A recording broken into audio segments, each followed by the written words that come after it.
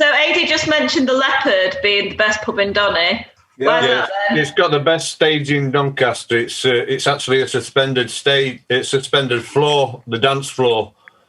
It moves. I went to see one of the weirdest gigs ever at that place. On stage was a didgeridoo player, a bass guitarist, and I think it was a pianist. And we wasn't sure whether he was still tuning up or this was part of the gig. And my mate says to me, if you want another pint, Phil, I'm going downstairs. I thought, thank God, because I thought you were enjoying it. Do you remember, I was talking about this last week, Map Fest, where they had a bit of a music festival in and around Doncaster, and Charlotte Church played a gig at the Leopard and sold it out, and it was absolutely rammed, heaving. And it was when she'd had a bit of a break from being Voice of an Angel and doing all of that stuff, and I think she'd had a kid, and then she'd come back with like a really indie look, and like just the Leopard was just rocking with people just completely digging what she was doing. It was just amazing. Yeah, like I said last week, I was supposed to be doing photographs for that, and I was poorly. I used to do photographs for a lot of gigs in Leopard. I used to like going to Toby Jug. They used to have some good gigs in there many years ago before they knocked it down. We once went, the headline act was a band called the Marys, and everybody started walking out of the pub, and we're going like, we'd not heard of them, so we're going like, are they bad or something? And he says, no, have you seen Amount of Marshall amps they're taking in? And like, no, oh right, yeah.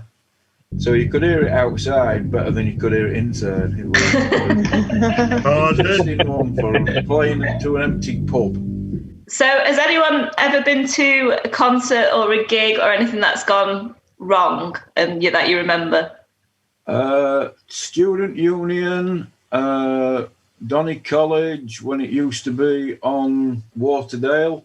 Yeah. We went to see a band who were very, very tinny indeed, and my mate tapped me on the shoulder. He says, have you noticed that the bass guitarist isn't plugged in? so when like they'd finished doing like 3 or 4 songs, we shouted, do you know your bass guitarist isn't plugged in? On top? So yeah, that was a bit of fun.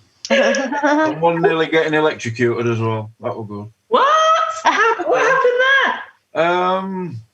The band weren't on the stage. The drum kit took up the entire Leopard stage. So the band ended up on the floor with the audience as a pint of beer got kicked up the wall, and one of the guitarists nearly got electrocuted. I've been at Skeller Grange where they've been playing that loud that they've actually set an amp on fire. Really? Yeah. Cool. I once went to see Brother and Donny Roberts played Bellevue, and John Parr did Then Them on Fire. I noticed he was miming, because the drummer was out the time. It was just a snare drum, if you know what one of them is. Yeah. Yeah. And he was out the time.